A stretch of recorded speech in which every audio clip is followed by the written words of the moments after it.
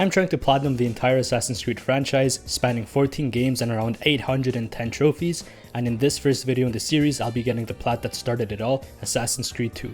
The AC games are known for their easy trophy lists, and this one is no exception, requiring only one playthrough with only one semi-missable trophy, a couple of easy combat trophies, some side missions, and collectibles. The first step in acquiring the Master Assassin trophy will be to simply complete the game's main story, which starts with a quick recap of the events of the first game, followed by Desmond entering the Animus.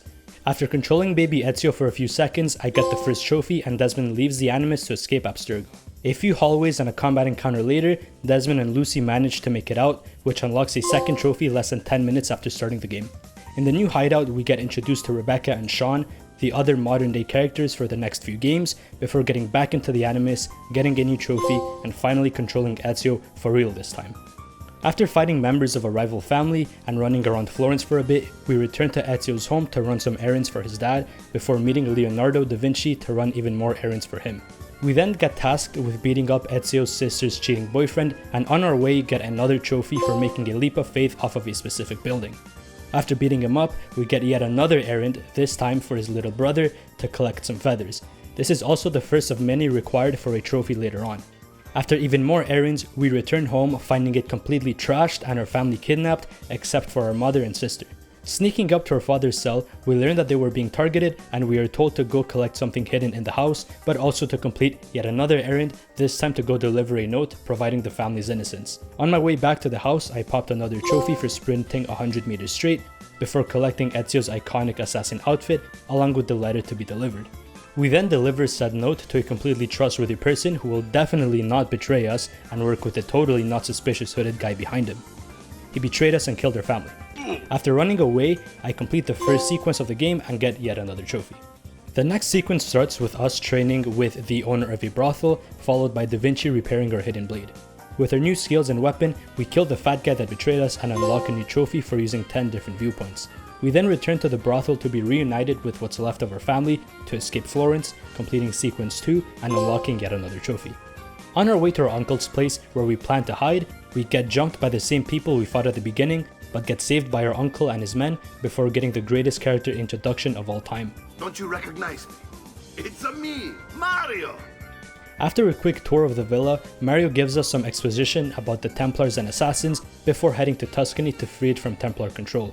During the mission, we come across a strange symbol, which is another type of collectible left behind by some guy called Subject 16, which also unlocks another trophy.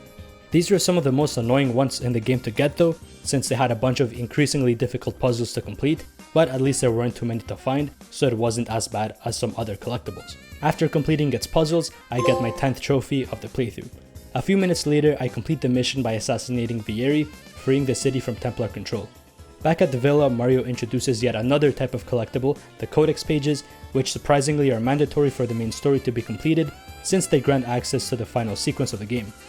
We are tasked with collecting 4 of them scattered throughout the villa, and doing so complete sequence 3 to get me another trophy. Starting the next sequence, we get introduced to the main way to make money in this game, that being villa upgrades, which generate passive income. Renovating our first building also grants us a new trophy. Mario then shows us a hidden vault underneath the villa containing Altair's armor, who's the protagonist of the first game, but it is locked behind yet another set of collectibles. Even though there are only 6, they're individually harder to get since they're locked behind hidden levels across all different regions of the game. Back in Florence, we meet yet another important character, La Volpe, which I think means fox in Italian, who gives us a bunch of intel on the location of our next target. Following his lead, we go to an assassin's tomb where we eavesdrop on a Templar meeting and collect our first disc required to unlock Altair's armor. All of this also unlocks a new trophy. Before using the information we learned though, I did some side missions like beating up a cheater and winning a race, both of which gave me a trophy. I also made another detour to complete 2 more assassin tombs for 2 more discs and trophies for each one.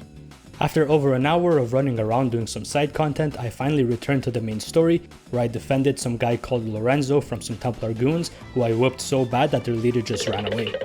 After escorting Lorenzo to safety, we hunt down Francesco, the guy who just ran away, assassinate him and get another trophy, marking the end of sequence 4. Saving Lorenzo also unlocked assassination missions, which after completing my first one unlocked me another trophy. While doing some more side content, I also got a trophy for dumping 5 bodies in the same hay bale. Returning to the main plot, we have to save Lorenzo yet again, this time protecting him from Templar soldiers breaking into his home. After saving him, we make our way back to Mario, identify our next targets, while also learning about some Prophet and 2 Pieces of Eden, but this won't matter until way later in the story.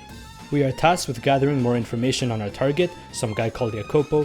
While doing so, I run into a Borgia courier, who's just some guy running around the map, and after killing him, I unlock another trophy. After assassinating a couple targets to gain more information, we finally learn of Jacopo's location and follow him to a secret Templar meeting. To my surprise though, we aren't the ones to kill him. Turns out the Templar leader was pissed off at him for being bad at his job, so he just kills him himself. We end up by getting spotted and have to fight our way out, but after fighting all the guards, we end sequence 5 for yet another trophy. Sequence 6 starts with Lorenzo sending us to Venice to deal with the growing Templar presence in the city. Before leaving though, I return to the Villa to collect even more collectibles, this time in the form of small statues. Thankfully, there's only 8 of them and they're all in that small area, so it only took a couple minutes to collect all of them, and once I finished, I got yet another trophy. On our way to Venice, we cross paths with Da Vinci and have to go through a fuck-ass driving chase sequence before finally making it to Forli, where we have to take a boat for Venice. Before doing that though, I did the Assassin's Tomb in the city for another trophy, along with some side content before moving on. Eventually I made my way to the docks to board the ship, but turns out I needed a pass to get on. Where's your pass? What pass? Thankfully though, there is a convenient rich woman in need of help who grants us passage on the boat after helping her. This also marks the end of sequence 6, which as usual gets me another trophy. Once the ship sets sail, we get taken out of the Animus so that Desmond's brain doesn't melt for being in it for too long. In the hideout, we're just made to press some buttons before Desmond goes full schizo and starts seeing some hallucinations, before a quick section where we play as Altair. After waking up, we go back into the Animus and that earns us another trophy. Finally, in Venice, we get a quick tour of the city and see the insane amount of corruption caused by the Templars. Trying to get into the Templar base in the center of the city, we see some thieves also try to get in, but one of them gets injured. We decide to help, so we take her to a gondola which we escort to safety. In their base, we're introduced to their leader who briefs us on the situation in Venice before getting sent out on even more errands. While completing these, I unlocked a few more trophies for pickpocketing $1,000, air assassinating a poisoned enemy, and spending $5,000 on courtesans. After being an errand boy for a few hours, we are finally ready to free Venice by killing Emilio, who's been controlling the city's merchants. Thankfully, his guards were beyond incompetent and let me run past them to deal with Emilio, which also meant the end of the sequence and another trophy. With some spare money to spend, I returned to the villa to get some upgrades and ended up getting yet another trophy for reaching 80% of the villa's value. Before making any more progress, I also went to complete the Assassin Tomb in Venice for its corresponding trophy and disc. Back in the main story, we're tasked with breaking into the castle in the middle of Venice to assassinate another Templar leader, but since the walls are too high, we have to use a glider made by Da Vinci. It's also here where you unlock the only missable trophy by kicking a guard while gliding, which thankfully was easy because missing a trophy this far into a playthrough would have been a massive waste of time. Eventually, we make it onto the roof of the castle and sneak in to kill our target. After successfully escaping, the sequence ends and awards another trophy. Before starting the last stretch of the game, I did the last tomb, since after this point I would be doing no more side content until I finish the story, and as per usual I get a trophy for doing it. With all 6 discs in hand, I return to the villa to unlock Altair's armor, which is also the best one in the game, which also means that I'm now done with 2 sets of collectibles, saving me from an even longer collectathon later on. For the next few missions, we were made to participate in a few carnival games to win a mask to access a party, but despite winning all the games, we're cheated out of the mask thanks to Templar bribery. To make up for this, we end up by stealing the mask from the winner and sneaking into the party anyway. Inside, we sneak up to our target and shoot him for an easy kill before escaping to the brothel and ending the sequence. The next portion of the story is focused on helping Bartolomeo, the leader of a group of mercenaries, starting by freeing him and his men from the Templars. After setting him up to start some fights, we manage to bait out 2 of our targets who we take out before they can escape by boat, marking the end of yet another sequence. Setting up the final arc of the game, Da Vinci starts yapping about some prophecy, a prophet, and pieces of Eden, when Ezio realizes that his final target has been around from the beginning, some guy called Rodrigo Borgia, which if you remember was the mysterious guy behind the fat guy at the beginning who betrayed our family. So while editing, I realized that after this point, every time I meant to say Rodrigo, I actually said Roberto, so if you get confused as to who Roberto is, it's actually supposed to be Rodrigo. With our new target in mind, we head to the docks to intercept a shipment meant for him. By stealing a guard's uniform, we're able to blend in and deliver it ourselves, just to let him escape in this goofy ass cutscene. This is for my father. After all our allies show up like some shit out of Marvel, we're told that we were actually the Prophet and get inducted into the Assassin Order and get a trophy for ending the sequence. The next two sequences are essentially filler since they were originally DLC and no trophies come with completing them. I did however manage to get one for killing 10 enemies without getting hit, so it wasn't a complete waste of time. For the sake of not wasting any more time on these two sequences, the short version of what happens is that we lose the apple and we get it back, and we lose it again and we get it back. I think that's what happens, at least I wasn't paying too much attention. After all that filler, we return to the villa with all the codex pages since I've been collecting them here and there, which means that the final sequence is unlocked. The pages when put together show a map indicating the location of vaults containing something, I don't really know what, and one of them is located in Rome. And the guy that we were chasing before, Roberto Borgia, is both the Templar leader and the Pope, which grants him access to the staff needed to open the vault. In Rome, we simply have to infiltrate the Vatican and assassinate him, but the staff makes him way too strong and we have to fight him head on. Even though we beat him, we still get one shot and lose the apple, meaning that he gets access to the vault. Somehow Ezio doesn't die after getting stabbed and catches up with Roberto, with the final fight being a fist fight with a fat old man, which obviously we easily win. But despite all that has happened in Ezio's life, he decides to not assassinate Roberto and just lets him go. This also marks the end of the campaign essentially, with a confusing cutscene and escape sequence with Desmond right after.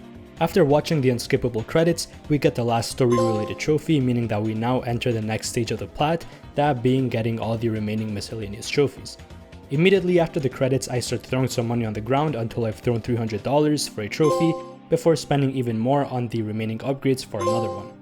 I then went to Florence and Venice to buy some art for another trophy, before going to Forli to buy some cloth dyes for another trophy. Now the remaining combat trophies, one was for throwing sand in 4 guards' face at the same time, and another one was for knocking 5 of them over with a long weapon.